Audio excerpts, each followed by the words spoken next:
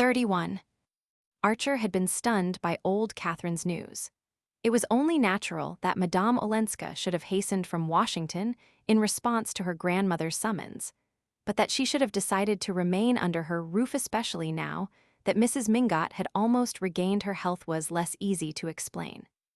Archer was sure that Madame Olenska's decision had not been influenced by the change in her financial situation. He knew the exact figure of the small income which her husband had allowed her at their separation. Without the addition of her grandmother's allowance, it was hardly enough to live on, in any sense known to the Mingott vocabulary. And now that Medora Manson, who shared her life, had been ruined, such a pittance would barely keep the two women clothed and fed. Yet Archer was convinced that Madame Olenska had not accepted her grandmother's offer from interested motives. She had the heedless generosity and the spasmodic extravagance of persons used to large fortunes and indifferent to money. But she could go without many things which her relations considered indispensable. And Mrs. Lovell Mingott and Mrs. Welland had often been heard to deplore that anyone who had enjoyed the cosmopolitan luxuries of Count Olenska's establishments should care so little about how things were done. Moreover, as Archer knew, several months had passed since her allowance had been cut off, yet in the interval she had made no effort to regain her grandmother's favor. Therefore, if she had changed her course, it must be for a different reason. He did not have far to seek for that reason. On the way from the ferry, she had told him that he and she must remain apart, but she had said it with her head on his breast. He knew that there was no calculated coquetry in her words. She was fighting her fate as he had fought his, and clinging desperately to her resolve that they should not break faith with the people who trusted them. But during the 10 days which had elapsed since her return to New York, she had perhaps guessed from his silence, and from the fact of his making no attempt to see her, that he was meditating a decisive step, a step from which there was no turning back. At the thought, a sudden fear of her own weakness might have seized her, and she might have felt that, after all, it was better to accept the compromise usual in such cases and follow the line of least resistance. An hour earlier, when he had rung Mrs. Mingott's bell, Archer had fancied that his path was clear before him. He had meant to have a word alone with Madame Olenska, and failing that, to learn from her grandmother on what day, and by which train, she was returning to Washington. In that train he intended to join her, and travel with her to Washington, or as much farther as she was willing to go. His own fancy inclined to Japan. At any rate, she would understand at once that, wherever she went, he was going. He meant to leave a note for May that should cut off any other alternative. He had fancied himself not only nerved for this plunge, but eager to take it, yet his first feeling on hearing that the course of events was changed had been one of relief. Now, however, as he walked home from Mrs. Mingott's, he was conscious of a growing distaste for what lay before him. There was nothing unknown or unfamiliar in the path he was presumably to tread, but when he had trodden it before, it was as a free man who was accountable to no one for his actions, and could lend himself with an amused detachment to the game of precautions and prevarications, concealments and compliances that the part required. This procedure was called protecting a woman's honor, and the best fiction, combined with the after-dinner talk of his elders, had long since initiated him into every detail of its code. Now he saw the matter in a new light, and his part in it seemed singularly diminished. It was, in fact, that which, with a secret fatuity, he had watched Mrs. Thorley Rushworth play toward a fond and unperceiving husband, a smiling, bantering, humoring, watchful and incessant lie. A lie by day, a lie by night, a lie in every touch and every look, a lie in every caress and every quarrel, a lie in every word and in every silence. It was easier, and less dastardly on the whole, for a wife to play such a part toward her husband. A woman's standard of truthfulness was tacitly held to be lower. She was the subject creature, and versed in the arts of the enslaved. Then she could always plead moods and nerves, and the right not to be held too strictly to account, and even in the most straight-laced societies, the laugh was always against the husband. But in Archer's little world, no one laughed at a wife deceived, and a certain measure of contempt was attached to men who continued their philandering after marriage. In the rotation of crops, there was a recognized season for wild oats, but they were not to be sown more than once. Archer had always shared this view. In his heart he thought Lefferts despicable. But to love, Ellen Olenska was not to become a man like Lefferts. For the first time, Archer found himself face to face with the dread argument of the individual case. Ellen Olenska was like no other woman, he was like no other man. Their situation, therefore, resembled no one else's, and they were answerable to no tribunal but that of their own judgment. Yes, but in 10 minutes more he would be mounting his own doorstep. And there were May, and habit, and honor, and all the old decencies that he and his people had always believed in. At his corner he hesitated, and then walked on down Fifth Avenue. Ahead of him, in the winter night, loomed a big unlit house. As he drew near, he thought how often he had seen it blazing with lights, its steps awninged and carpeted, and carriages waiting in double line to draw up at the curbstone. It was in the conservatory that stretched its dead black bulk down the side street that he had taken his first kiss from May. It was under the myriad candles of the ballroom that he had seen her appear, tall and silver-shining as a young Diana. Now the house was as dark as the grave, except for a faint flare of gas in the basement and a light in one upstairs room where the blind had not been lowered. As Archer reached the corner, he saw that the carriage standing at the door was Mrs. Manson Mingott's. What an opportunity for Sillerton Jackson, if he should chance to pass. Archer had been greatly moved by old Catherine's account of Madame Olenska's attitude toward Mrs. Beaufort. It made the righteous reprobation of New York seem like a passing by on the other side.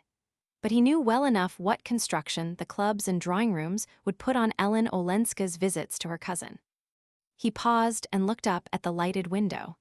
No doubt the two women were sitting together in that room.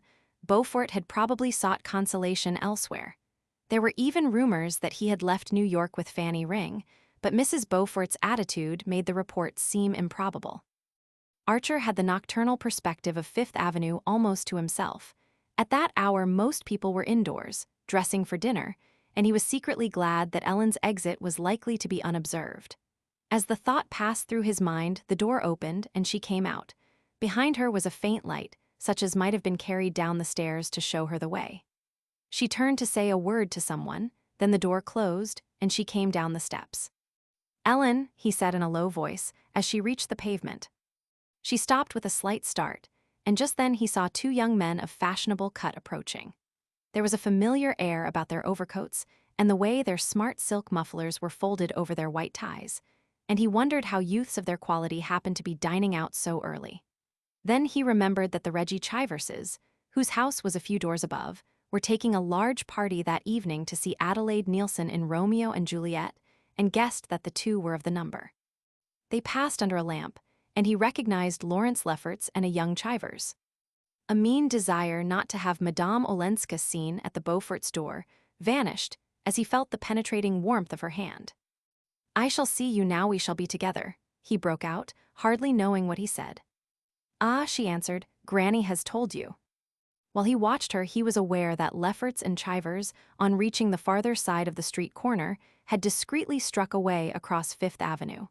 It was the kind of masculine solidarity that he himself often practiced. Now he sickened at their connivance. Did she really imagine that he and she could live like this? And if not, what else did she imagine? "Tomorrow I must see you somewhere where we can be alone," he said, in a voice that sounded almost angry to his own ears. She wavered and moved toward the carriage. "But I shall be at Granny's for the present that is," she added, as if conscious that her change of plans required some explanation. "Somewhere where we can be alone," he insisted. She gave a faint laugh that grated on him. "In New York, but there are no churches, no monuments." "There's the art museum in the park," he explained as she looked puzzled. "At 2:30, I shall be at the door." She turned away without answering and got quickly into the carriage. As it drove off, she leaned forward, and he thought she waved her hand in the obscurity. He stared after her in a turmoil of contradictory feelings. It seemed to him that he had been speaking not to the woman he loved, but to another, a woman he was indebted to for pleasures already wearied of. It was hateful to find himself the prisoner of this hackneyed vocabulary. "She'll come," he said to himself, almost contemptuously. Avoiding the popular Wolf collection, whose anecdotic canvases filled one of the main galleries of the queer wilderness of cast iron and encaustic tiles known as the Metropolitan Museum, They had wandered down a passage to the room where the Cesnola antiquities mouldered in unvisited loneliness.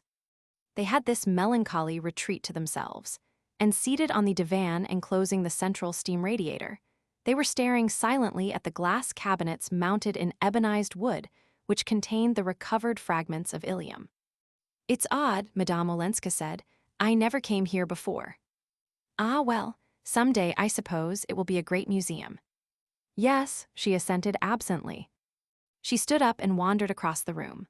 Archer, remaining seated, watched the light movements of her figure, so girlish even under its heavy furs, the cleverly planted heron wing in her fur cap, and the way a dark curl lay like a flattened vine spiral on each cheek above the ear. His mind, as always when they first met, was wholly absorbed in the delicious details that made her herself and no other. Presently he rose and approached the case before which she stood. Its glass shelves were crowded with small broken objects, hardly recognizable domestic utensils, ornaments and personal trifles made of glass, of clay, of discolored bronze, and other time-blurred substances. "It seems cruel," she said, "that after a while nothing matters, any more than these little things, that used to be necessary and important to forgotten people, and now have to be guessed at under a magnifying glass and labeled, 'Use unknown.'" "Yes, but meanwhile." "Ah, meanwhile." As she stood there, in her long sealskin coat, her hands thrust in a small round muff, her veil drawn down like a transparent mask to the tip of her nose, and the bunch of violets he had brought her stirring with her quickly taken breath, it seemed incredible that this pure harmony of line and color should ever suffer the stupid law of change. "Meanwhile, everything matters that concerns you," he said. She looked at him thoughtfully and turned back to the divan.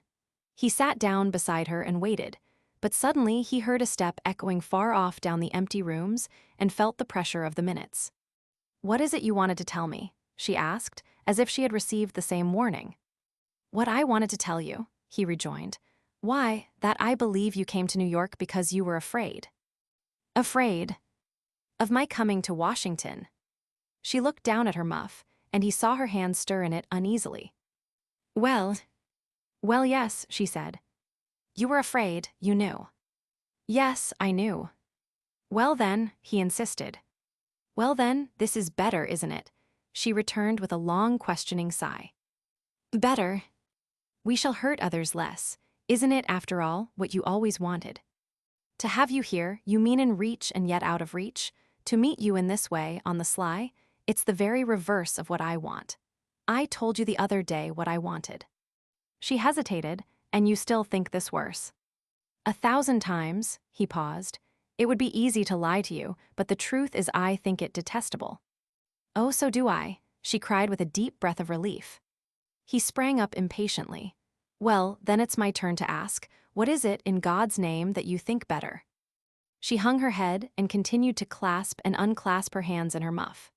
The step drew nearer, and a guardian in a braided cap walked listlessly through the room like a ghost stalking through a necropolis. They fixed their eyes simultaneously on the case opposite them, and when the official figure had vanished down a vista of mummies and sarcophagi, Archer spoke again. "What do you think better?" Instead of answering, she murmured, "I promised Granny to stay with her because it seemed to me that here I should be safer." "From me?"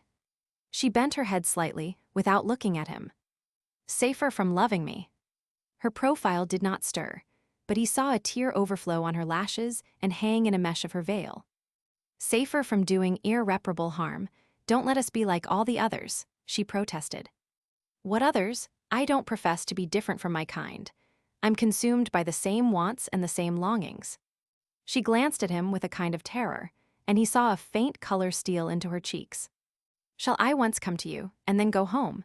she suddenly hazarded in a low, clear voice. The blood rushed to the young man's forehead. "Dearest," he said, without moving. It seemed as if he held his heart in his hands like a full cup that the least motion might overbrim. Then her last phrase struck his ear and his face clouded. "Go home? What do you mean by going home?" "Home to my husband." "And you expect me to say yes to that?" She raised her troubled eyes to his. "What else is there? I can't stay here and lie to the people who have been good to me." "But that's the very reason why I ask you to come away." and destroy their lives when they've helped me to remake mine. Archer sprang to his feet and stood looking down on her in inarticulate despair. It would have been easy to say, "Yes, come once." He knew the power she would put in his hands if she consented. There would be no difficulty then in persuading her not to go back to her husband. But something silenced the word on his lips. A sort of passionate honesty in her made it inconceivable that he should try to draw her into that familiar trap. If I were to let her come, he said to himself, I should have to let her go again. And that was not to be imagined. But he saw the shadow of the lashes on her wet cheek and wavered. After all, he began again, we have lives of our own. There's no use attempting the impossible. You're so unprejudiced about some things, so used, as you say, to looking at the Gorgon, that I don't know why you're afraid to face our case, and see it as it really is unless you think the sacrifice is not worth making. She stood up also, her lips tightening under a rapid frown. Call it that, then I must go, she said, drawing her little watch from her bosom. She turned away, and he followed and caught her by the wrist. Well, then, come to me once, he said, his head turning suddenly at the thought of losing her, and for a second or two they looked at each other almost like enemies. When, he insisted, tomorrow. She hesitated, the day after. Dearest, he said again. She had disengaged her wrist, but for a moment they continued to hold each other's eyes, and he saw that her face, which had grown very pale, was flooded with a deep inner radiance. His heart beat with awe. He felt that he had never before beheld love visible. Oh, I shall be late, goodbye. No, don't come any farther than this, she cried, walking hurriedly away down the long room, as if the reflected radiance in his eyes had frightened her. When she reached the door, she turned for a moment to wave a quick farewell. Archer walked home alone. Darkness was falling when he let himself into his house, and he looked about at the familiar objects in the hall as if he viewed them from the other side of the grave. The parlor maid, hearing his step, ran up the stairs to light the gas on the upper landing. Is Mrs. Archer in? No, sir. Mrs. Archer went out in the carriage after luncheon and hasn't come back. With a sense of relief, he entered the library and flung himself down in his armchair. The parlor maid followed, bringing the student lamp and shaking some coals onto the dying fire. When she left, he continued to sit motionless, his elbows on his knees, his chin on his clasped hands, his eyes fixed on the red grate. He sat there without conscious thoughts, without sense of the lapse of time, in a deep and grave amazement that seemed to suspend life rather than quicken it. This was what had to be, then. This was what had to be, he kept repeating to himself, as if he hung in the clutch of doom. What he had dreamed of had been so different that there was a mortal chill in his rapture. The door opened, and May came in. I'm dreadfully late. You weren't worried, were you? She asked, laying her hand on his shoulder with one of her rare caresses. He looked up astonished. Is it late? After 7. I believe you've been asleep, she laughed, and drawing out her hat pins tossed her velvet hat on the sofa. She looked paler than usual, but sparkling with an unwanted animation. I went to see Granny, and just as I was going away, Ellen came in from a walk, so I stayed and had a long talk with her. It was ages since we'd had a real talk. She had dropped into her usual armchair, facing his, and was running her fingers through her rumpled hair. He fancied she expected him to speak. A really good talk, she went on, smiling with what seemed to Archer an unnatural vividness. She was so dear, just like the old Ellen. I'm afraid I haven't been fair to her lately. I've sometimes thought. Archer stood up and leaned against the mantelpiece, out of the radius of the lamp. Yes, you've thought, he echoed as she paused. Well, perhaps I haven't judged her fairly. She's so different, at least on the surface. She takes up such odd people. She seems to like to make herself conspicuous. I suppose it's the life she's led in that fast European society. No doubt we seem dreadfully dull to her, but I don't want to judge her unfairly. She paused again, a little breathless with the unwanted length of her speech, and sat with her lips slightly parted and a deep blush on her cheeks. Archer, as he looked at her, was reminded of the glow which had suffused her face in the Mission Garden at St. Augustine. He became aware of the same obscure effort in her, the same reaching out toward something beyond the usual range of her vision. She hates Ellen, he thought, and she's trying to overcome the feeling and to get me to help her to overcome it. The thought moved him, and for a moment he was on the point of breaking the silence between them and throwing himself on her mercy. "You understand, don't you," she went on, "why the family have sometimes been annoyed? We all did what we could for her at first, but she never seemed to understand. And now this idea of going to see Mrs. Beaufort, of going there in Granny's carriage, I'm afraid she's quite alienated the Van der Luydens." "Ah," said Archer with an impatient laugh. The open door had closed between them again. "It's time to dress, we're dining out, aren't we?" he asked, moving from the fire. She rose also, but lingered near the hearth. As he walked past her, she moved forward impulsively, as though to detain him. Their eyes met, and he saw that hers were of the same swimming blue as when he had left her to drive to Jersey City. She flung her arms about his neck and pressed her cheek to his. "You haven't kissed me today," she said in a whisper, and he felt her tremble in his arms. 32. "At the court of the Tuileries," said Mr. Sillerton Jackson with his reminiscent smile, "such things were pretty openly tolerated." The scene was the Van der Luydens' black walnut dining room in Madison Avenue, and the time the evening after Newland Archer's visit to the Museum of Art. Mr. and Mrs. Van der Luyden had come to town for a few days from Skuytercliff, whither they had precipitately fled at the announcement of Beaufort's failure. It had been represented to them that the disarray into which society had been thrown by this deplorable affair made their presence in town more necessary than ever. It was one of the occasions when, as Mrs. Archer put it, they owed it to society to show themselves at the opera and even to open their own doors. "It will never do, my dear Louisa, to let people like Mrs. Lemuel Struthers think they can step into Regina's shoes. It is just at such times that new people push in and get a footing. It was owing to the epidemic of chickenpox in New York, the winter Mrs. Struthers first appeared, that the married men slipped away to her house while their wives were in the nursery. You and dear Henry, Louisa, must stand in the breach as you always have." Mr. and Mrs. Van der Luyden could not remain deaf to such a call, and reluctantly but heroically they had come to town, unmuffled the house, and sent out invitations for 2 dinners and an evening reception. On this particular evening, they had invited Sillerton Jackson, Mrs.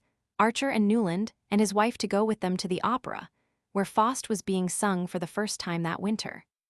Nothing was done without ceremony under the Van der Luyden roof, and though there were but 4 guests, the repast had begun at 7 punctually, so that the proper sequence of courses might be served without haste before the gentlemen settled down to their cigars. Archer had not seen his wife since the evening before. He had left early for the office, where he had plunged into an accumulation of unimportant business.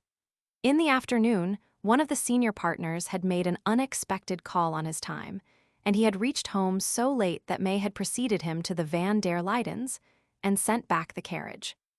Now, across the Skuytercliff carnations and the massive plate, she struck him as pale and languid, but her eyes shone, and she talked with exaggerated animation. The subject which had called forth Mr. Sillerton Jackson's favorite allusion had been brought up, Archer fancied, not without intention, by their hostess. The Beaufort failure, or rather the Beaufort attitude since the failure, was still a fruitful theme for the drawing-room moralist, and after it had been thoroughly examined and condemned, Mrs. Van der Luyden had turned her scrupulous eyes on May Archer. "Is it possible, dear, that what I hear is true? I was told your grandmother Mingott's carriage was seen standing at Mrs. Beaufort's door." It was noticeable that she no longer called the offending lady by her Christian name. May's color rose, and Mrs. Archer put in hastily, "If it was, I'm convinced it was there without Mrs. Mingott's knowledge." "Ah, you think, Mrs. Van der Luyden paused, sighed, and glanced at her husband. "I'm afraid," Mr. Van der Luyden said, "that Madame Olenska's kind heart may have led her into the imprudence of calling on Mrs. Beaufort." "Or her taste for peculiar people," put in Mrs. Archer in a dry tone, while her eyes dwelt innocently on her son's. "I'm sorry to think it of Madame Olenska," said Mrs. Van der Luyden, and Mrs. Archer murmured, "Ah, my dear aunt, after you'd had her twice at Skuytercliff." It was at this point that Mr. Jackson seized the chance to place his favorite allusion. "At the Tuileries," he repeated, seeing the eyes of the company expectantly turned on him, "the standard was excessively lax in some respects, and if you'd asked where Morney's money came from, or who paid the debts of some of the court beauties. "I hope, dear Sillerton," said Mrs. Archer, "you are not suggesting that we should adopt such standards." "I never suggest," returned Mr. Jackson imperturbably, "but Madame Olenska's foreign bringing-up may make her less particular." "Ah," the two elder ladies sighed.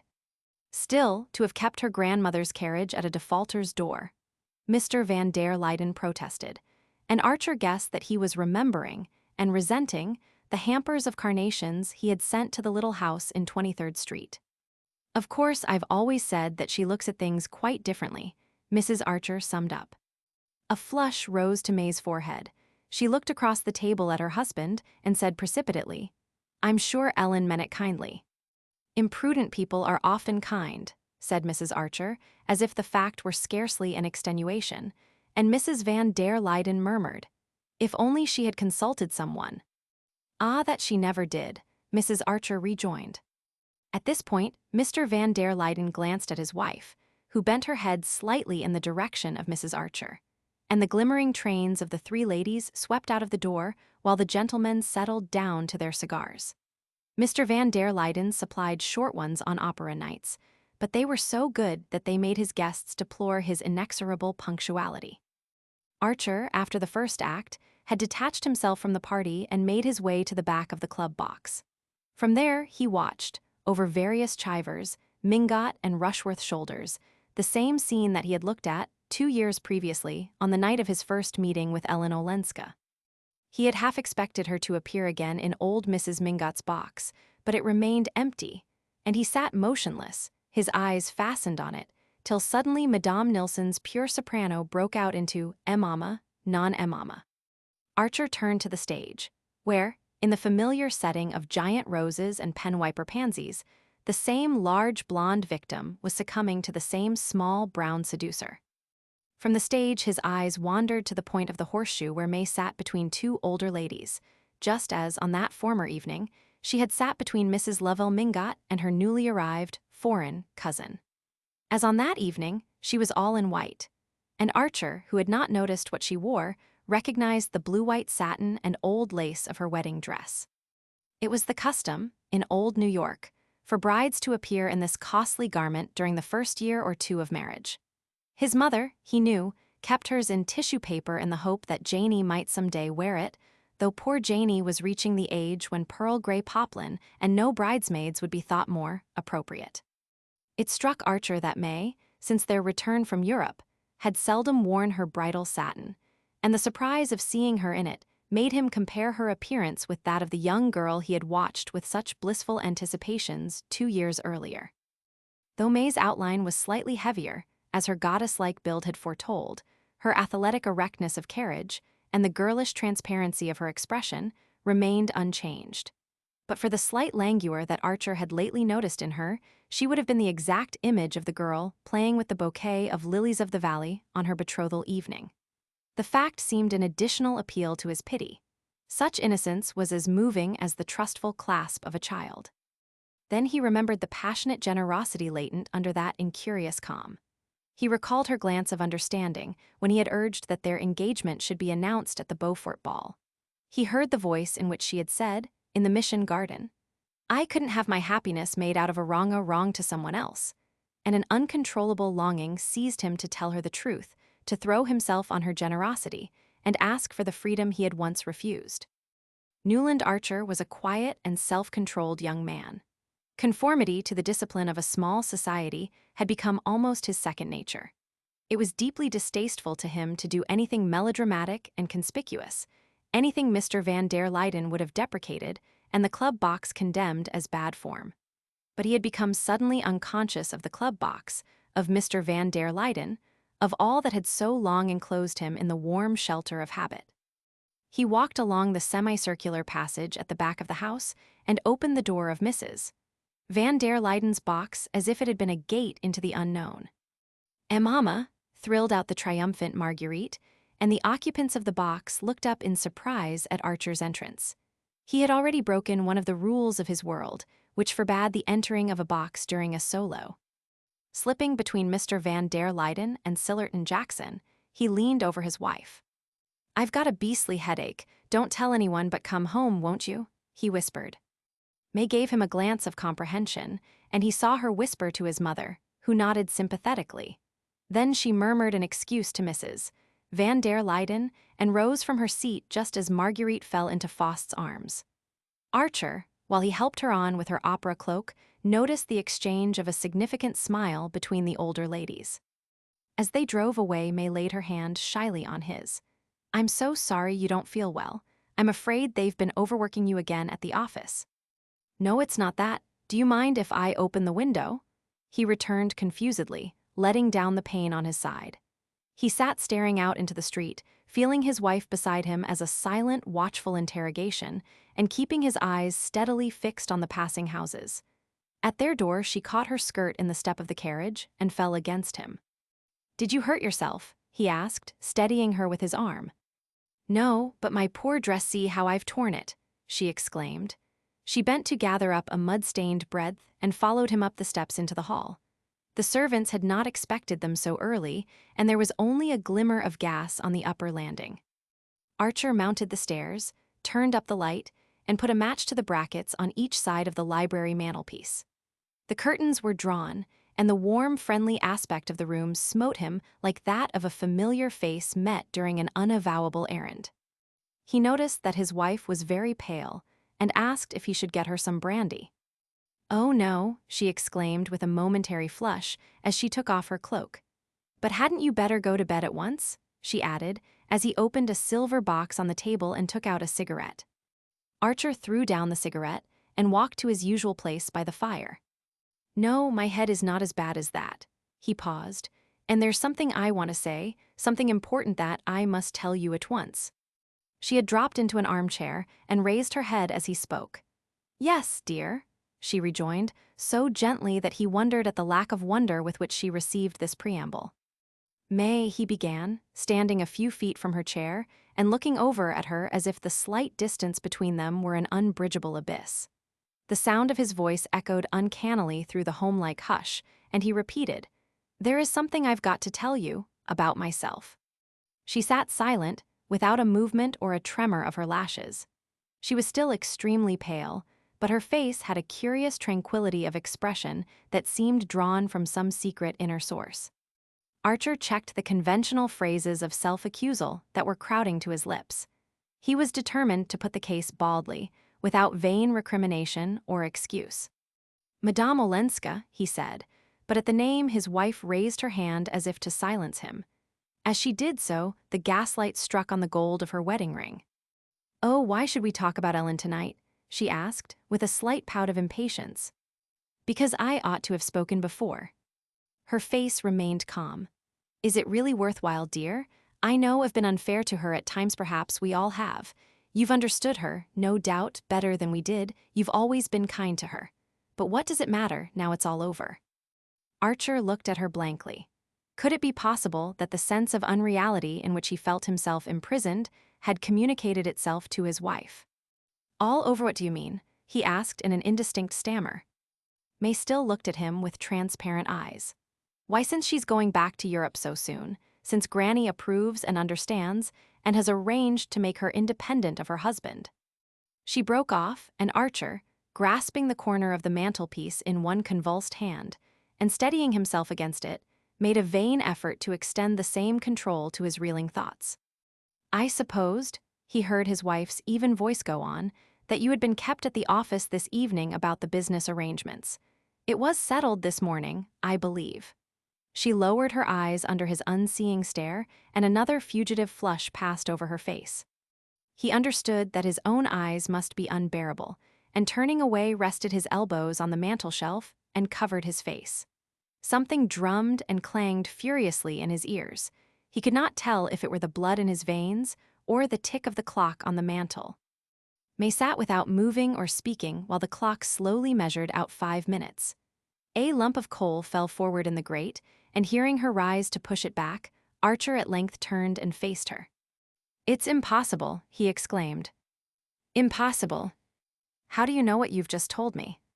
"I saw Ellen yesterday. I told you I'd seen her at Granny's." "It wasn't then that she told you." "No, I had a note from her this afternoon. Do you want to see it?" He could not find his voice, and she went out of the room and came back almost immediately. "I thought you knew," she said simply. She laid a sheet of paper on the table, and Archer put out his hand and took it up. The letter contained only a few lines. "May dear, I have at last made Granny understand that my visit to her could be no more than a visit, and she has been as kind and generous as ever.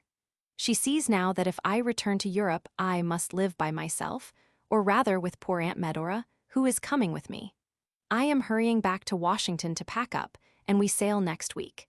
You must be very good to Granny when I'm gone, as good as you've always been to me, Ellen. If any of my friends wish to urge me to change my mind, please tell them it would be utterly useless." Archer read the letter over 2 or 3 times, then he flung it down and burst out laughing. The sound of his laugh startled him.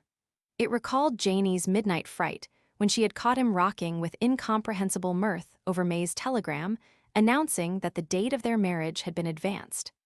"Why did she write this?" he asked, checking his laugh with a supreme effort. May met the question with her unshaken candor. "I suppose because we talked things over yesterday." "What things?" "I told her I was afraid I hadn't been fair to her, hadn't always understood how hard it must have been for her here, alone among so many people who were relations and yet strangers, who felt the right to criticize and yet didn't always know the circumstances." She paused. "I knew you'd been the one friend she could always count on, and I wanted her to know that you and I were the same in all our feelings." She hesitated, as if waiting for him to speak, and then added slowly, "She understood my wishing to tell her this. I think she understands everything." She went up to Archer, and taking one of his cold hands pressed it quickly against her cheek. "My head aches too. Good night, dear," she said, and turned to the door, her torn and muddy wedding dress dragging after her across the room. 33.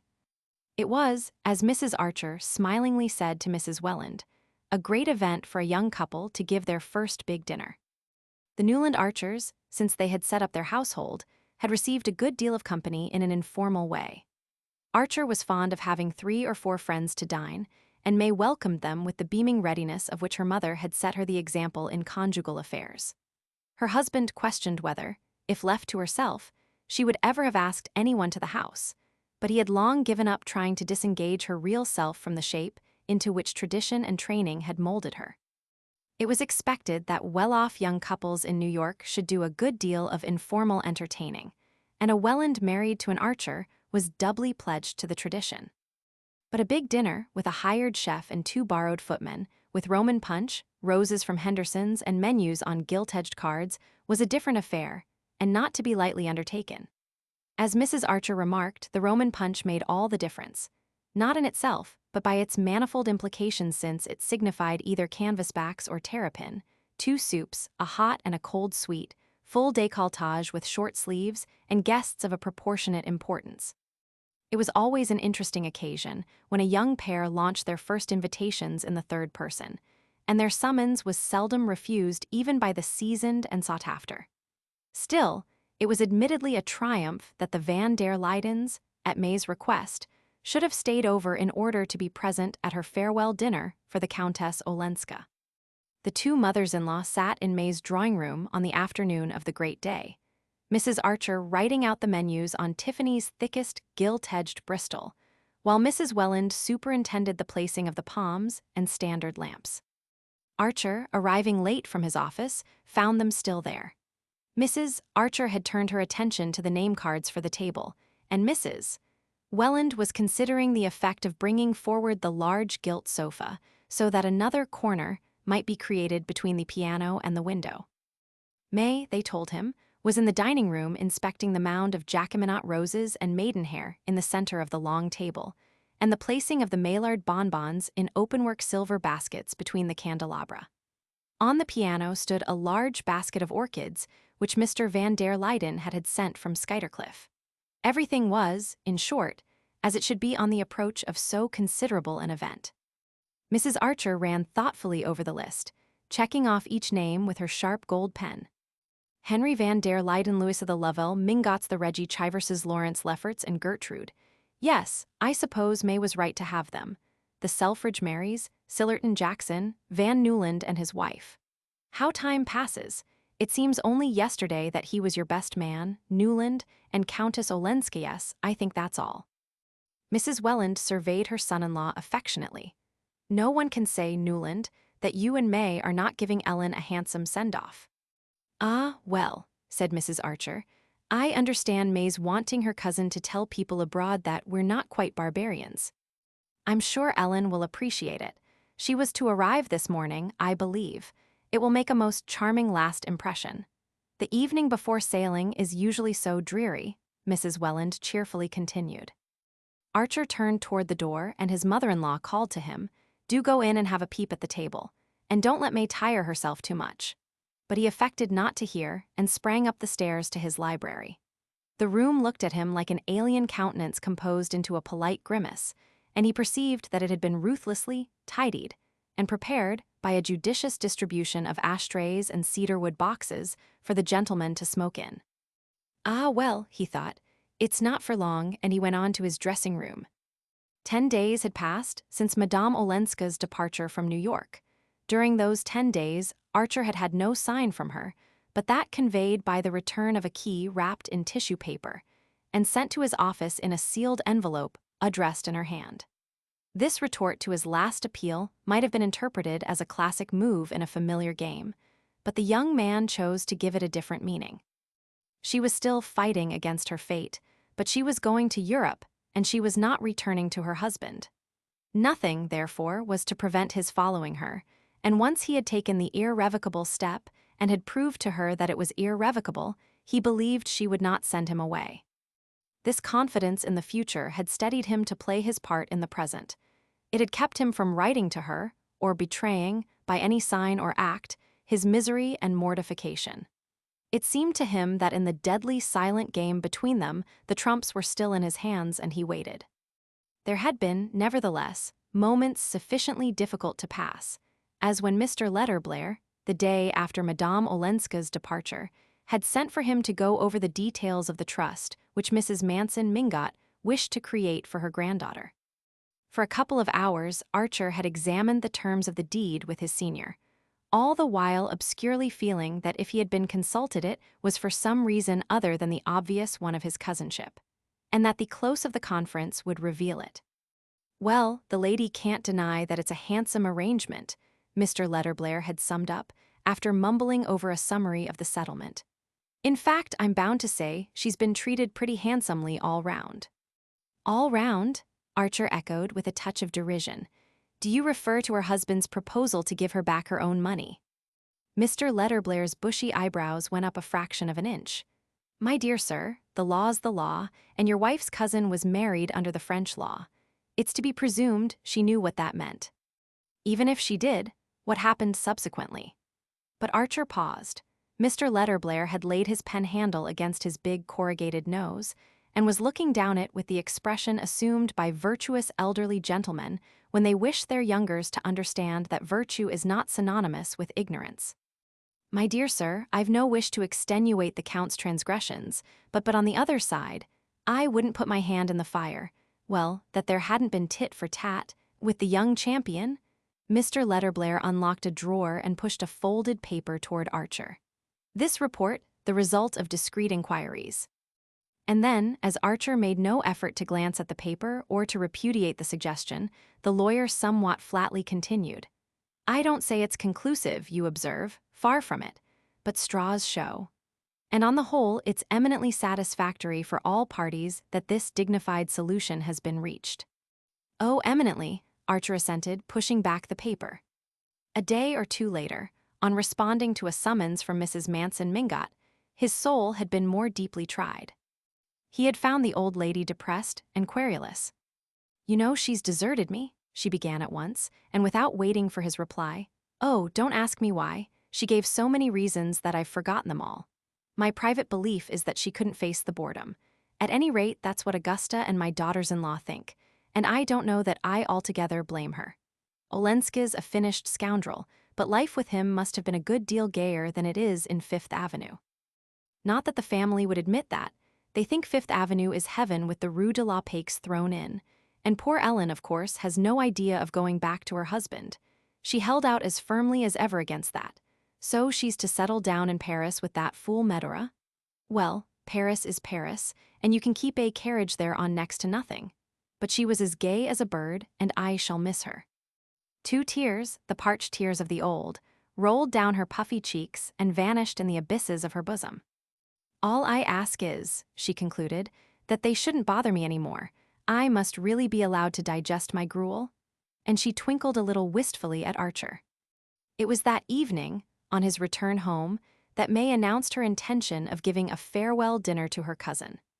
Madame Olenska's name had not been pronounced between them since the night of her flight to Washington, and Archer looked at his wife with surprise. "A dinner, why?" he interrogated. Her color rose, "But you like Ellen, I thought you'd be pleased." "It's awfully nice you're putting it in that way, but I really don't see." "I mean to do it, Newland," she said, quietly rising and going to her desk. "Here are the invitations all written. Mother helped me, she agrees that we ought to."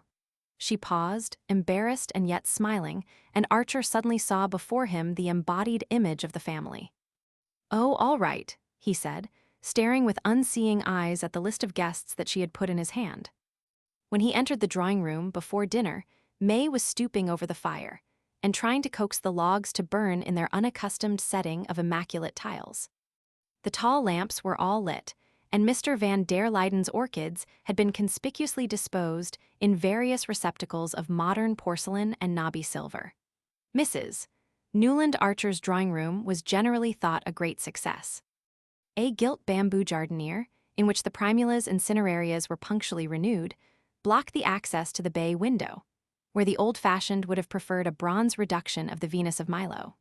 The sofas and armchairs of pale brocade were cleverly grouped about little plush tables, densely covered with silver toys, porcelain animals, and efflorescent photograph frames, and tall, rosy-shaded lamps shot up like tropical flowers among the palms. "I don't think Ellen has ever seen this room lighted up," said May, rising flushed from her struggle, and sending about her a glance of pardonable pride. The brass tongs which she had propped against the side of the chimney fell with a crash that drowned her husband's answer, and before he could restore them, Mr. and Mrs. Van der Luyden were announced. The other guests quickly followed, for it was known that the Van der Luydens liked to dine punctually. The room was nearly full, and Archer was engaged in showing to Mrs. Selfridge Mary a small, highly varnished Verbeekhoven study of sheep, which Mr. Welland had given May for Christmas when he found Madame Olenska at his side. She was excessively pale, and her pallor made her dark hair seem denser and heavier than ever. Perhaps that, or the fact that she had wound several rows of amber beads about her neck, reminded him suddenly of the little Ellen Mingott he had danced with at children's parties when Medora Manson had first brought her to New York. The amber beads were trying to her complexion, or her dress was perhaps unbecoming. Her face looked lusterless and almost ugly, and he had never loved it as he did at that minute. Their hands met, and he thought he heard her say, "Yes, we're sailing tomorrow in the Russia." Then there was an unmeaning noise of opening doors, and after an interval May's voice, "Newland, dinner's been announced. Won't you please take Ellen in?" Madame Olenska put her hand on his arm, and he noticed that the hand was ungloved, and remembered how he had kept his eyes fixed on it the evening that he had sat with her in the little 23rd Street drawing room. All the beauty that had forsaken her face seemed to have taken refuge in the long, pale fingers and faintly dimpled knuckles on his sleeve, and he said to himself, "If it were only to see her hand again, I should have to follow her." It was only at an entertainment, ostensibly offered to a foreign visitor, that Mrs. Van der Luyden could suffer the diminution of being placed on her host's left. The fact of Madame Olenska's foreignness could hardly have been more adroitly emphasized than by this farewell tribute, and Mrs. Van der Luyden accepted her displacement with an affability which left no doubt as to her approval. There were certain things that had to be done, and if done at all, done handsomely and thoroughly. And one of these, in the old New York Code, was the tribal rally around a kinswoman about to be eliminated from the tribe. There was nothing on earth that the Wellands and Mingotts would not have done to proclaim their unalterable affection for the Countess Olenska now that her passage for Europe was engaged. And Archer, at the head of his table, sat marveling at the silent, untiring activity with which her popularity had been retrieved, grievances against her silenced, her past countenanced, and her present irradiated by the family approval. Mrs. Van der Luyden shone on her with the dim benevolence which was her nearest approach to cordiality, and Mr. Van der Luyden, from his seat at May's right, cast down the table glances plainly intended to justify all the carnations he had sent from Skuytercliff. Archer, who seemed to be assisting at the scene in a state of odd imponderability, as if he floated somewhere between chandelier and ceiling, wondered at nothing so much as his own share in the proceedings. As his glance traveled from one placid, well-fed face to another, he saw all the harmless-looking people engaged upon May's canvasbacks as a band of dumb conspirators, and himself and the pale woman on his right as the center of their conspiracy. And then it came over him, in a vast flash made up of many broken gleams, that to all of them he and Madame Olenska were lovers. Lovers in the extreme sense peculiar to foreign vocabularies. He guessed himself to have been, for months, the center of countless silently observing eyes and patiently listening ears. He understood that, by means as yet unknown to him, the separation between himself and the partner of his guilt had been achieved, and that now the whole tribe had rallied about his wife on the tacit assumption that nobody knew anything, or had ever imagined anything, and that the occasion of the entertainment was simply May Archer's natural desire to take an affectionate leave of her friend and cousin. It was the old New York way of taking life, without a fusion of blood.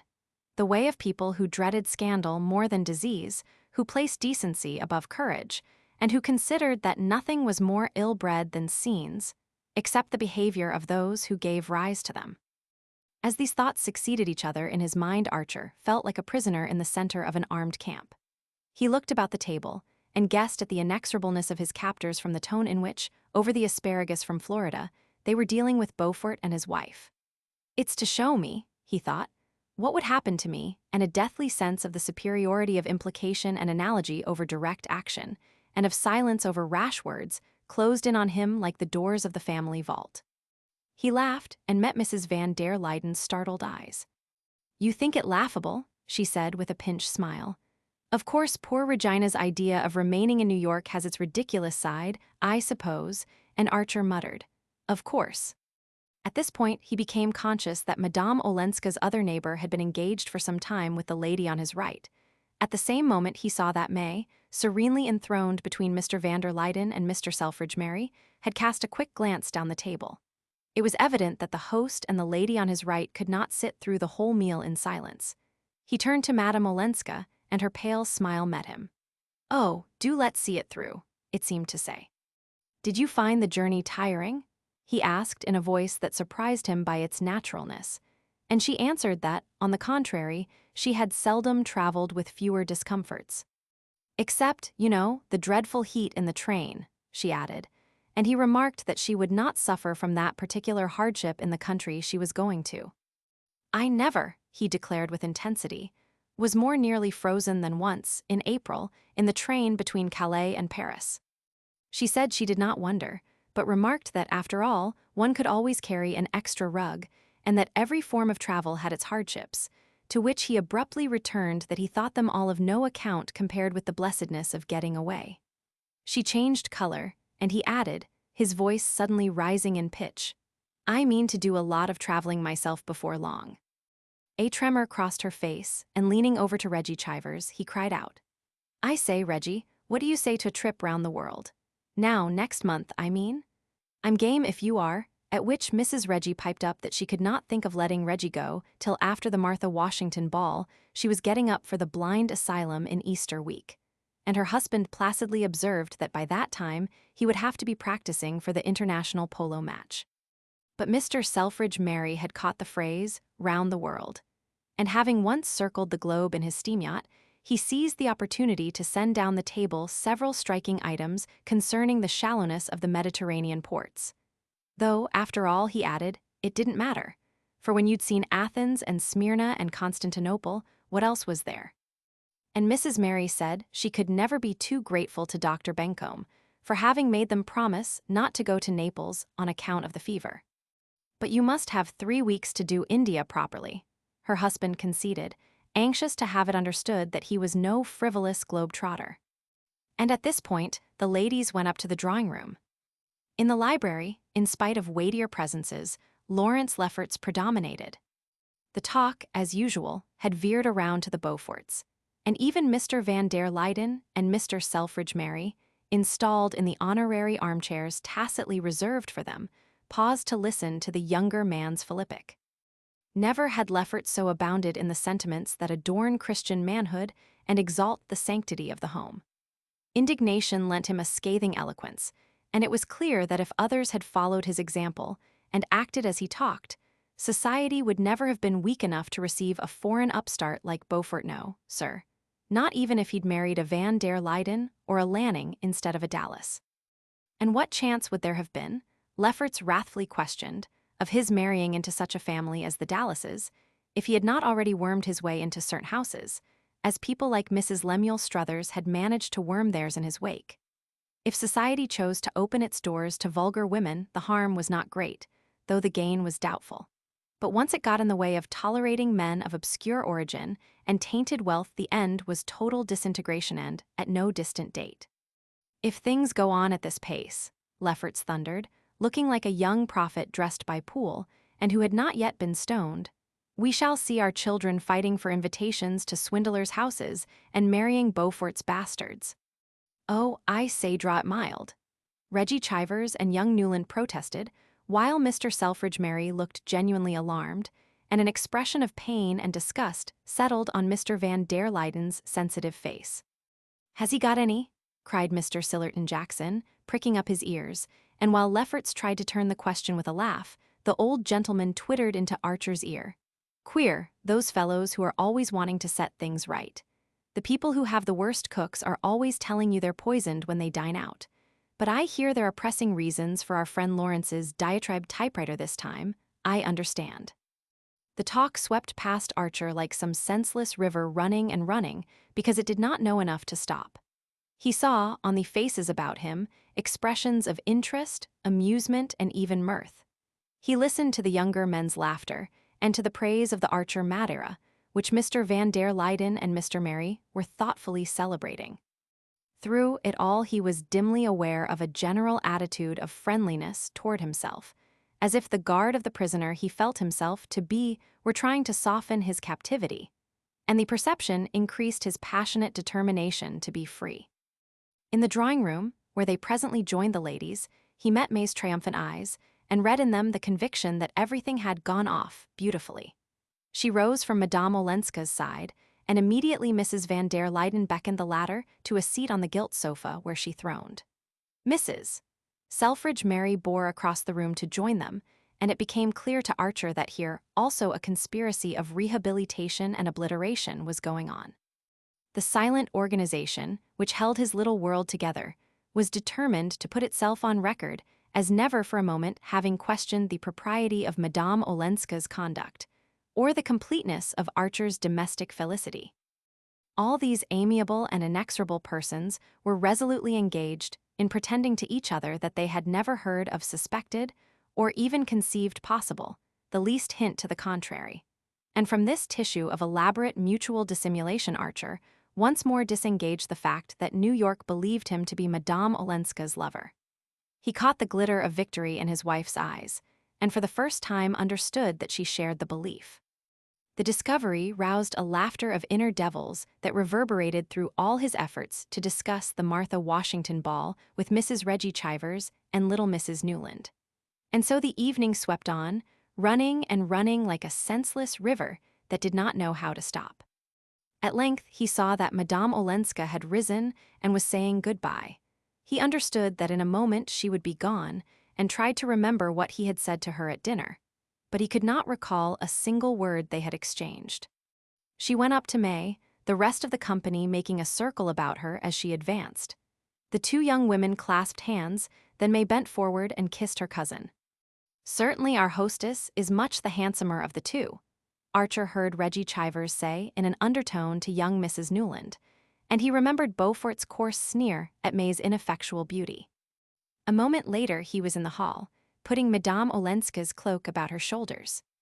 Through all his confusion of mind, he had held fast to the resolve to say nothing that might startle or disturb her. Convinced that no power could now turn him from his purpose, he had found strength to let events shape themselves as they would. But as he followed Madame Olenska into the hall, he thought, with a sudden hunger, of being for a moment alone with her at the door of her carriage. "Is your carriage here?" he asked. And at that moment Mrs. van der Luyden, who was being majestically inserted into her sables, said gently, "We are driving dear Ellen home." Archer's heart gave a jerk, and Madame Olenska, clasping her cloak and fan with one hand, held out the other to him. "Goodbye," she said. "Goodbye, but I shall see you soon in Paris." He answered aloud. It seemed to him that he had shouted it. "Oh," she murmured, "if you and May could come." Mr. van der Luyden advanced to give her his arm, and Archer turned to Mrs. van der Luyden. For a moment, in the billowy darkness inside the big landau, he caught the dim oval of a face, eyes shining steadily, and she was gone. As he went up the steps, he crossed Lawrence Lefferts coming down with his wife. Lefferts caught his host by the sleeve, drawing back to let Gertrude pass. "I say, old chap, do you mind just letting it be understood that I'm dining with you at the club tomorrow night? Thanks so much, you old brick. Good night." "It did go off beautifully, didn't it?" May questioned from the threshold of the library. Archer roused himself with a start. As soon as the last carriage had driven away, he had come up to the library and shut himself in, with the hope that his wife, who still lingered below, would go straight to her room. But there she stood, pale and drawn, yet radiating the factitious energy of one who has passed beyond fatigue. "May I come and talk it over?" she asked. "Of course, if you like, but you must be awfully sleepy." "No, I'm not sleepy. I should like to sit with you a little." "Very well," he said, pushing her chair near the fire. She sat down and he resumed his seat, but neither spoke for a long time. At length Archer began abruptly, "Since you're not tired and want to talk, there's something I must tell you. I tried to the other night." She looked at him quickly. "Yes, dear, something about yourself." "About myself, you say you're not tired. Well, I am, horribly tired." In an instant she was all tender anxiety. "Oh, I've seen it coming on, Newland. You've been so wickedly overworked." "Perhaps it's that. Anyhow, I want to make a break." "A break to give up the law." "To go away, at any rate at once. On a long trip, ever so far off away from everything." He paused, conscious that he had failed in his attempt to speak with the indifference of a man who longs for a change, and is yet too weary to welcome it.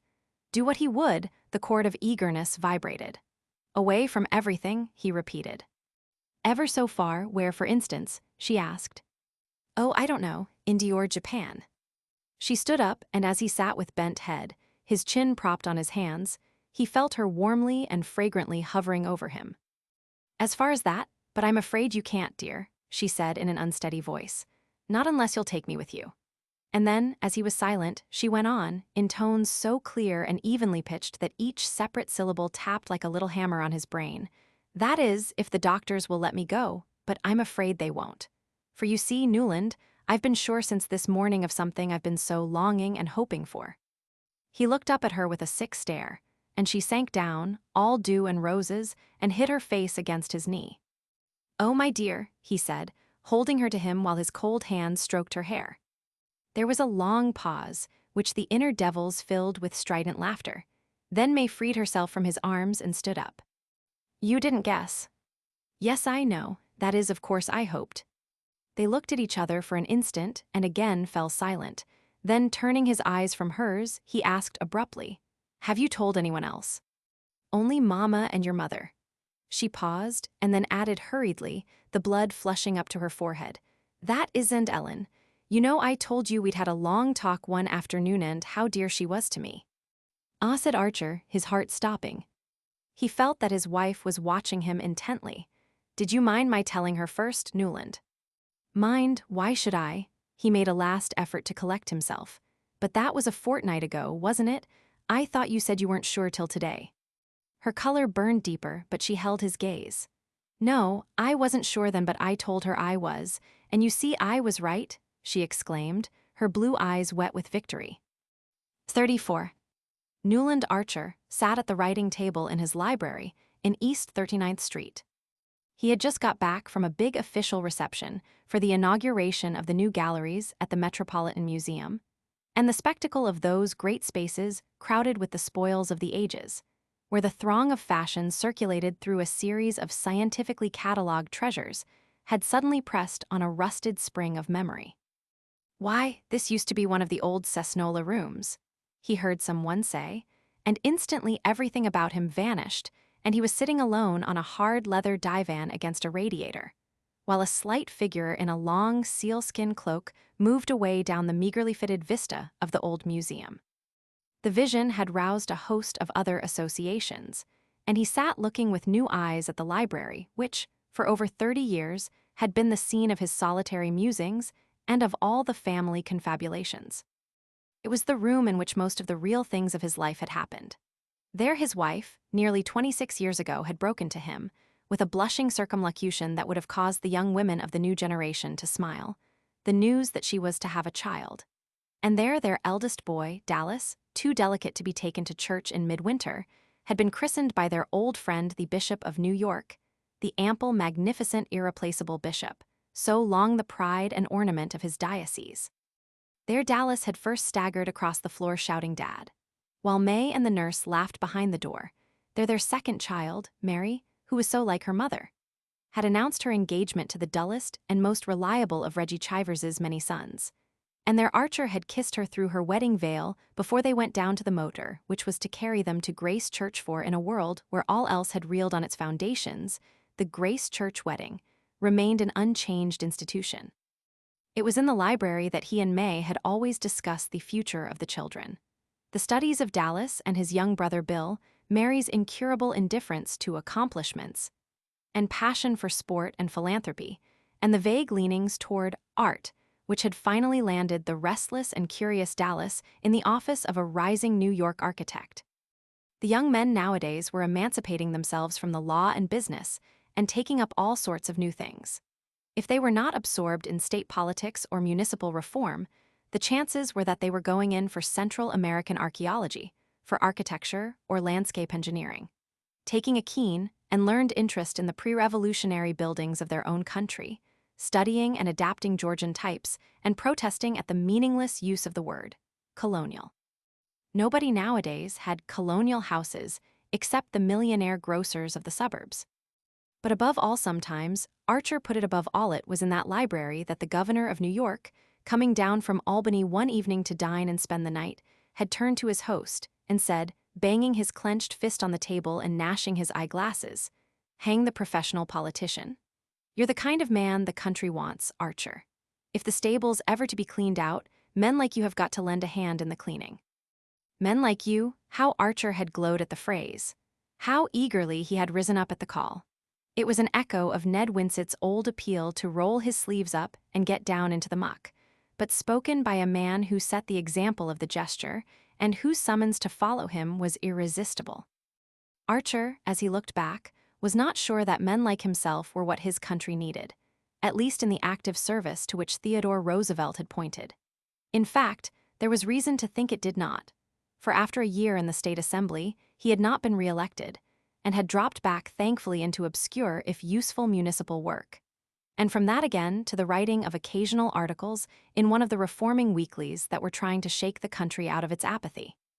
It was little enough to look back on. But when he remembered to what the young men of his generation and his set had looked forward, the narrow groove of money-making, sport, and society, to which their vision had been limited, even his small contribution to the new state of things seemed to count, as each brick counts in a well-built wall. He had done little in public life. He would always be by nature a contemplative and a dilettante, but he had had high things to contemplate, great things to delight in, and one great man's friendship to be his strength and pride. He had been, in short, what people were beginning to call a good citizen. In New York, for many years past, every new movement, philanthropic, municipal, or artistic, had taken account of his opinion and wanted his name. People said, "Ask Archer," when there was a question of starting the first school for crippled children, reorganizing the Museum of Art, founding the Grolier Club, inaugurating the new library, or getting up a new society of chamber music. His days were full, and they were filled decently. He supposed it was all a man ought to ask. Something he knew he had missed, the flower of life. but he thought of it now as a thing so unattainable and improbable that to have repined would have been like despairing, because one had not drawn the first prize in a lottery. There were 100 million tickets in his lottery, and there was only one prize. The chances had been too decidedly against him. When he thought of Ellen Olenska, it was abstractly, serenely, as one might think of some imaginary beloved in a book or a picture. She had become the composite vision of all that he had missed. That vision, faint and tenuous as it was, had kept him from thinking of other women. He had been what was called a faithful husband, and when May had suddenly died carried off by the infectious pneumonia through which she had nursed their youngest child, he had honestly mourned her. Their long years together had shown him that it did not so much matter if marriage was a dull duty, as long as it kept the dignity of a duty. Lapsing from that, it became a mere battle of ugly appetites. Looking about him, he honored his own past and mourned for it. After all, there was good in the old ways. His eyes, making the round of the room done over by Dallas with English mezzotints, Chippendale cabinets, bits of chosen blue and white, and pleasantly shaded electric lamps came back to the old Eastlake writing table that he had never been willing to banish, and to his first photograph of May, which still kept its place beside his inkstand. There she was, tall, round-bosomed and willowy, in her starched muslin and flapping leghorn, as he had seen her under the orange trees in the mission garden. And as he had seen her that day, so she had remained, never quite at the same height, yet never far below it. Generous, faithful, unwearied, but so lacking in imagination, so incapable of growth, that the world of her youth had fallen into pieces and rebuilt itself without her ever being conscious of the change. This hard, bright blindness had kept her immediate horizon apparently unaltered. Her incapacity to recognize change made her children conceal their views from her as Archer concealed his. There had been, from the first, a joint pretense of sameness, a kind of innocent family hypocrisy, in which father and children had unconsciously collaborated. And she had died thinking the world a good place, full of loving and harmonious households like her own, and resigned to leave it because she was convinced that, whatever happened, Newland would continue to inculcate in Dallas the same principles and prejudices which had shaped his parents' lives, and that Dallas, in turn, when Newland followed her, would transmit the sacred trust to little Bill. And of Mary she was sure as of her own self. So, having snatched little Bill from the grave, and given her life in the effort, she went contentedly to her place in the Archer vault in St. Mark's, where Mrs. Archer already lay safe from the terrifying trend which her daughter-in-law had never even become aware of. Opposite May's portrait stood one of her daughter. Mary Chivers was as tall and fair as her mother, but large-waisted, flat-chested, and slightly slouching, as the altered fashion required. Mary Chivers's mighty feats of athleticism could not have been performed with the 20-inch waist that May Archer's azure sash so easily spanned. And the difference seemed symbolic. The mother's life had been as closely girt as her figure. Mary, who was no less conventional and no more intelligent, yet led a larger life and held more tolerant views. There was good in the new order, too. The telephone clicked, and Archer, turning from the photographs, unhooked the transmitter at his elbow. How far they were from the days when the legs of the brass-buttoned messenger boy had been New York's only means of quick communication. "Chicago wants you." It must be a long distance from Dallas, who had been sent to Chicago by his firm to talk over the plan of the lakeside palace they were to build for a young millionaire with ideas. The firm always sent Dallas on such errands. "Hallo, Dad. Yes, Dallas. I say, how do you feel about sailing on Wednesday? Mauritania. Yes, next Wednesday as ever is.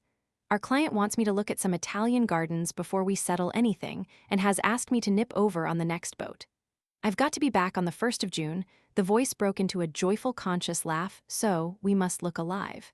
I say, Dad, I want your help. Do come." Dallas seemed to be speaking in the room. The voice was as nearby and natural as if he had been lounging in his favorite armchair by the fire. The fact would not ordinarily have surprised Archer, for long-distance telephoning had become as much a matter of course as electric lighting and 5-day Atlantic voyages. But the laugh did startle him. It still seemed wonderful that across all those miles and miles of country forest, river, mountain, prairie, roaring cities, and busy indifferent millions Dallas's laugh should be able to say, "Of course, whatever happens, I must get back on the 1st, because Fanny Beaufort and I are to be married on the 5th. The voice began again. Think it over? No, sir, not a minute. You've got to say yes now. Why not, I'd like to know? If you can allege a single reason no, I knew it. Then it's a go, eh? Because I count on you to ring up the Cunard office first thing tomorrow, and you'd better book a return on a boat from Marseille. I say, Dad, it'll be our last time together in this kind of way. Oh, good, I knew you would. Chicago rang off, and Archer rose and began to pace up and down the room. It would be their last time together in this kind of way. The boy was right. They would have lots of other times after Dallas's marriage, his father was sure, for the two were born comrades, and Fanny Beaufort, whatever one might think of her, did not seem likely to interfere with their intimacy. On the contrary, from what he had seen of her, he thought she would be naturally included in it. Still, change was change, and differences were differences, and much as he felt himself drawn toward his future daughter-in-law, it was tempting to seize this last chance of being alone with his boy. There was no reason why he should not seize it, except the profound one that he had lost the habit of travel. May had disliked to move except for valid reasons, such as taking the children to the sea or in the mountains. She could imagine no other motive for leaving the house in 39th Street or their comfortable quarters at the Wellands in Newport. After Dallas had taken his degree, she had thought it her duty to travel for 6 months, and the whole family had made the old-fashioned tour through England, Switzerland, and Italy. Their time being limited, no one knew why they had omitted France. Archer remembered Dallas's wrath at being asked to contemplate Mont Blanc instead of Rheims and Chartres. But Mary and Bill wanted mountain climbing, and had already yawned their way in Dallas's wake through the English cathedrals, and May, always fair to her children, had insisted on holding the balance evenly between their athletic and artistic proclivities. She had indeed proposed that her husband should go to Paris for a fortnight and join them on the Italian lakes after they had done Switzerland, but Archer had declined. "We'll stick together," he said, and May's face had brightened at his setting such a good example to Dallas. Since her death, nearly 2 years before, there had been no reason for his continuing in the same routine. His children had urged him to travel. Mary Chivers had felt sure it would do him good to go abroad and see the galleries. The very mysteriousness of such a cure made her the more confident of its efficacy, but Archer had found himself held fast by habit, by memories, by a sudden startled shrinking from new things. Now, as he reviewed his past, he saw into what a deep rut he had sunk. The worst of doing one's duty was that it apparently unfitted one for doing anything else. At least that was the view that the men of his generation had taken. The trenchant divisions between right and wrong, honest and dishonest, respectable and the reverse, had left so little scope for the unforeseen. There are moments when a man's imagination, so easily subdued to what it lives in, suddenly rises above its daily level and surveys the long windings of destiny. Archer hung there and wondered. What was left of the little world he had grown up in and whose standards had bent and bound him? He remembered a sneering prophecy of poor Lawrence Lefferts's, uttered years ago in that very room. "If things go on at this rate, our children will be marrying Beaufort's bastards." It was just what Archer's eldest son, the pride of his life, was doing, and nobody wondered or reproved.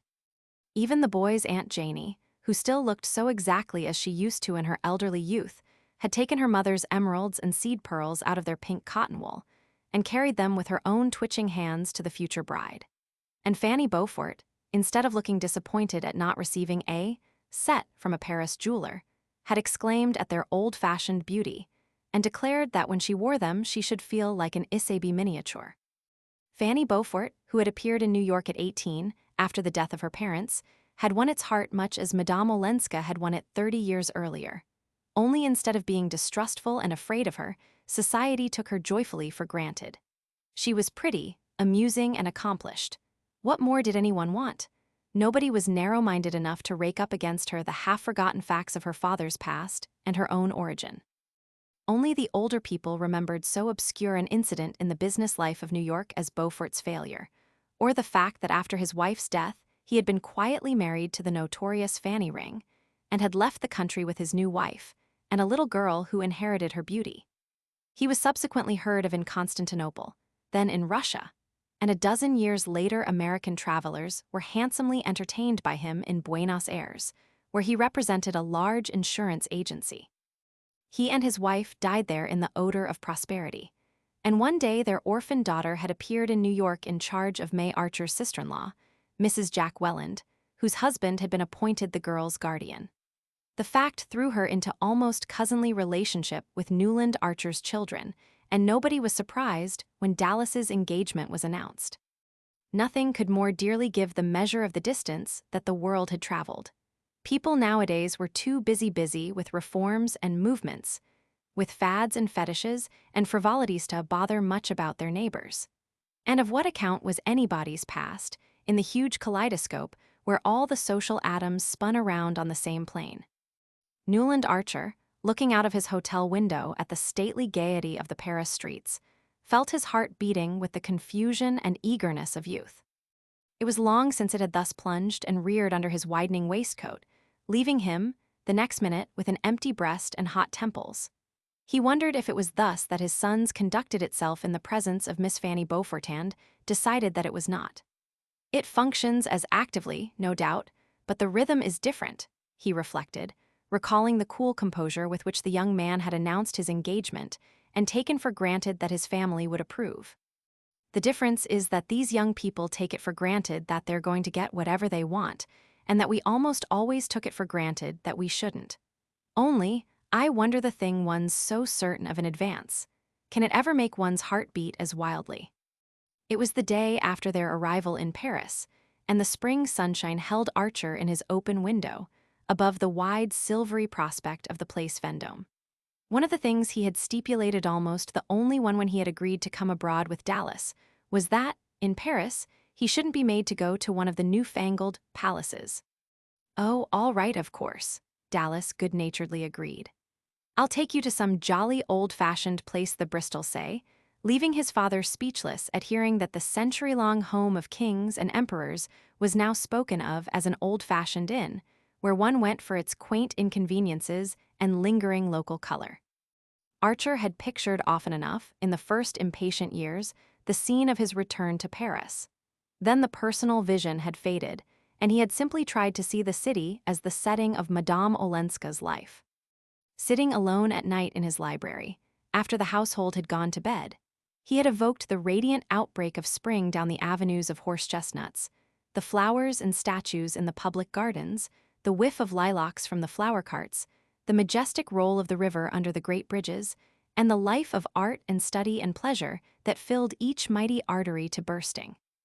Now the spectacle was before him in its glory, and as he looked out on it, he felt shy, old-fashioned, inadequate. A mere gray speck of a man compared with the ruthless, magnificent fellow he had dreamed of being. Dallas's hand came down cheerily on his shoulder. "Hullo, father, this is something like, isn't it?" They stood for a while looking out in silence, and then the young man continued, "By the way, I've got a message for you. The Countess Olenska expects us both at 5:30. He said it lightly, carelessly, as he might have imparted any casual item of information, such as the hour at which their train was to leave for Florence the next evening. Archer looked at him, and thought he saw in his gay, young eyes a gleam of his great-grandmother Mingott's malice. "Oh, didn't I tell you?" Dallas pursued. "Fanny made me swear to do 3 things while I was in Paris: get her the score of the last Debussy songs, go to the Grand Guignol, and see Madame Olenska. You know, she was awfully good to Fanny when Mr. Beaufort sent her over from Buenos Aires to the Assumption. Fanny hadn't any friends in Paris, and Madame Olenska used to be kind to her and trot her about on holidays. I believe she was a great friend of the first Mrs. Beaufort's. And she's our cousin, of course. So I rang her up this morning, before I went out, and told her you and I were here for 2 days and wanted to see her." Archer continued to stare at him. "You told her I was here?" "Of course, why not?" Dallas's eyebrows went up whimsically. Then, getting no answer, he slipped his arm through his father's with a confidential pressure. "I say, father, what was she like?" Archer felt his color rise under his son's unabashed gaze. "Come, own up, you and she were great pals, weren't you? Wasn't she most awfully lovely?" "Lovely? I don't know, she was different." "Ah, there you have it. That's what it always comes to, doesn't it? When she comes, she's different and one doesn't know why. It's exactly what I feel about Fanny." His father drew back a step, releasing his arm. About Fanny, but my dear fellow, I should hope so, only I don't see. Dash it, Dad, don't be prehistoric. Wasn't she once your Fanny? Dallas belonged body and soul to the new generation. He was the firstborn of Newland and May Archer, yet it had never been possible to inculcate in him even the rudiments of reserve. What's the use of making mysteries? It only makes people want to nose 'em out, he always objected when enjoined to discretion. But Archer, meeting his eyes, saw the filial light under their banter. My Fanny. Well, the woman you'd have chucked everything for, only you didn't, continued his surprising son. I didn't, echoed Archer with a kind of solemnity. No, you date, you see, dear old boy, but Mother said. Your mother? Yes, the day before she died. It was when she sent for me alone, you remember. She said she knew we were safe with you, and always would be, because once, when she asked you to, you'd given up the thing you most wanted. Archer received this strange communication in silence. His eyes remained unseeingly fixed on the thronged sunlit square below the window. At length he said in a low voice, She never asked me. No, I forgot. You never did ask each other anything, did you? And you never told each other anything. You just sat and watched each other and guessed at what was going on underneath. A deaf and dumb asylum, in fact. Well, I back your generation for knowing more about each other's private thoughts than we ever have time to find out about our own. I say, Dad, Dallas broke off. You're not angry with me? If you are, let's make it up and go and lunch at Henry's. I've got to rush out to Versailles afterward. Archer did not accompany his son to Versailles. He preferred to spend the afternoon in solitary roamings through Paris. He had to deal all at once with the packed regrets and stifled memories of an inarticulate lifetime. After a little while, he did not regret Dallas's indiscretion. It seemed to take an iron band from his heart to know that, after all, someone had guessed and pitied, and that it should have been his wife moved him indescribably. Dallas, for all his affectionate insight, would not have understood that. To the boy, no doubt, the episode was only a pathetic instance of vain frustration, of wasted forces. But was it really no more? For a long time Archer sat on a bench in the Champs-Élysées and wondered, while the stream of life rolled by. A few streets away, a few hours away, Ellen Olenska waited. She had never gone back to her husband, and when he had died, some years before, she had made no change in her way of living. There was nothing now to keep her, and Archer appartened that afternoon he was to see her. He got up and walked across the Place de la Concorde and the Tuileries Gardens to the Louvre. She had once told him that she often went there, and he had a fancy to spend the intervening time in a place where he could think of her as perhaps having lately been. For an hour or more, he wandered from gallery to gallery through the dazzle of afternoon light, and one by one the pictures burst on him in their half-forgotten splendor, filling his soul with the long echoes of beauty. After all, his life had been too starved. Suddenly, before an effulgent Titian, he found himself saying, But I'm only 57, and then he turned away. For such summer dreams it was too late, but surely not for a quiet harvest of friendship, of comradeship, in the blessed hush of her nearness. He went back to the hotel, where he and Dallas were to meet. And together they walked again across the Place de la Concorde and over the bridge that leads to the Chamber of Deputies. Dallas, unconscious of what was going on in his father's mind, was talking excitedly and abundantly of Versailles. He had had but one previous glimpse of it, during a holiday trip in which he had tried to pack all the sights he had been deprived of when he had had to go with the family to Switzerland. And tumultuous enthusiasm and cocksure criticism tripped each other up on his lips. As Archer listened, his sense of inadequacy and inexpressiveness increased. The boy was not insensitive, he knew, but he had the facility and self-confidence that came of looking at fate not as a master, but as an equal. That's it. They feel equal to things they know their way about, he mused, thinking of his son as the spokesman of the new generation which had swept away all the old landmarks, and with them the signposts and the danger signal. Suddenly Dallas stopped short, grasping his father's arm. Oh, by Jove, he exclaimed. They had come out into the great tree-planted space before the Invalides. The dome of Mansart floated ethereally above the budding trees and the long gray front of the building. Drawing up into itself all the rays of afternoon light, it hung there like the visible symbol of the race's glory. Archer knew that Madame Olenska lived in a square near one of the avenues radiating from the Invalides, and he had pictured the quarter as quiet and almost obscure, forgetting the central splendor that lit it up. Now, by some queer process of association, that golden light became for him the pervading illumination in which she lived.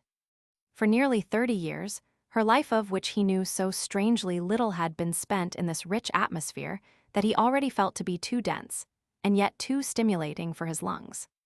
He thought of the theaters she must have been to, the pictures she must have looked at, the sober and splendid old houses she must have frequented, the people she must have talked with, the incessant stir of ideas, curiosities, images and associations thrown out by an intensely social race in a setting of immemorial manners.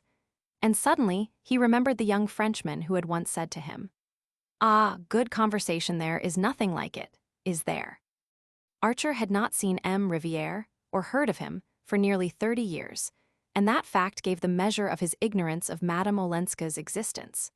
More than half a lifetime divided them, and she had spent the long interval among people he did not know, in a society he but faintly guessed at, in conditions he would never wholly understand. During that time, he had been living with his youthful memory of her, but she had doubtless had other and more tangible companionship. Perhaps she too had kept her memory of him as something apart, but if she had, it must have been like a relic in a small, dim chapel, where there was not time to pray every day. They had crossed the Place des Invalides, and were walking down one of the thoroughfares flanking the building. It was a quiet quarter, after all, in spite of its splendor and its history. And the fact gave one an idea of the riches Paris had to draw on, since such scenes as this were left to the few and the indifferent. The day was fading into a soft sunshot haze, pricked here and there by a yellow electric light, and passers were rare in the little square into which they had turned. Dallas stopped again and looked up. "It must be here," he said, slipping his arm through his father's with a movement from which Archer's shyness did not shrink, and they stood together looking up at the house. It was a modern building, without distinctive character, but many-windowed and pleasantly balconied up its wide, cream-colored front. On one of the upper balconies, which hung well above the rounded tops of the horse chestnuts in the square, the awnings were still lowered, as though the sun had just left it. "I wonder which floor?" Dallas conjectured, and moving toward the portcotcher, he put his head into the porter's lodge and came back to say, "The 5th. It must be the one with the awnings." Archer remained motionless, gazing at the upper windows as if the end of their pilgrimage had been attained. "I say, it's nearly 6, his son at length reminded him. The father glanced away at an empty bench under the trees. "I believe I'll sit there a moment," he said. "Why aren't you well?" his son exclaimed. "Oh, perfectly, but I should like you, please, to go up without me." Dallas paused before him, visibly bewildered. "But I say, Dad, do you mean you won't come up at all?" "I don't know," said Archer slowly. "If you don't, she won't understand." "Go, my boy, perhaps I shall follow you." Dallas gave him a long look through the twilight. "But what on earth shall I say?" "My dear fellow, don't you always know what to say?" his father rejoined with a smile. "Very well. I shall say you're old-fashioned and prefer walking up the 5 flights because you don't like lifts." His father smiled again. "Say I'm old-fashioned, that's enough." Dallas looked at him again, and then, with an incredulous gesture, passed out of sight under the vaulted doorway. Archer sat down on the bench and continued to gaze at the awninged balcony. He calculated the time it would take his son to be carried up in the lift to the 5th floor, to ring the bell, and be admitted to the hall, and then ushered into the drawing-room. He pictured Dallas entering that room with his quick, assured step and his delightful smile, and wondered if the people were right who said that his boy took after him. Then he tried to see the persons already in the room, for, probably at that sociable hour, there would be more than one end among them a dark lady, pale and dark, who would look up quickly, half-rise, and hold out a long, thin hand with 3 rings on it. He thought she would be sitting in a sofa corner near the fire, with azaleas banked behind her on a table. "It's more real to me here than if I went up," he suddenly heard himself say, and the fear lest that last shadow of reality should lose its edge kept him rooted to his seat as the minutes succeeded each other. He sat for a long time on the bench in the thickening dusk, his eyes never turning from the balcony. At length, a light shone through the windows, and a moment later a manservant came out on the balcony, drew up the awnings, and closed the shutters. At that, as if it had been the signal he waited for, Newland Archer got up slowly and walked back alone to his hotel. A note on the text. The Age of Innocence first appeared in 4 large installments in the Pictorial Review, from July to October 1920. It was published that same year in book form by D. Appleton and Company in New York and in London. Wharton made extensive stylistic, punctuation, and spelling changes and revisions between the serial and book publication, and more than 30 subsequent changes were made after the second impression of the book edition had been run off. This authoritative text is reprinted from the Library of America edition of novels by Edith Wharton, and is based on the 6th impression of the first edition, which incorporates the last set of extensive revisions that are obviously authorial.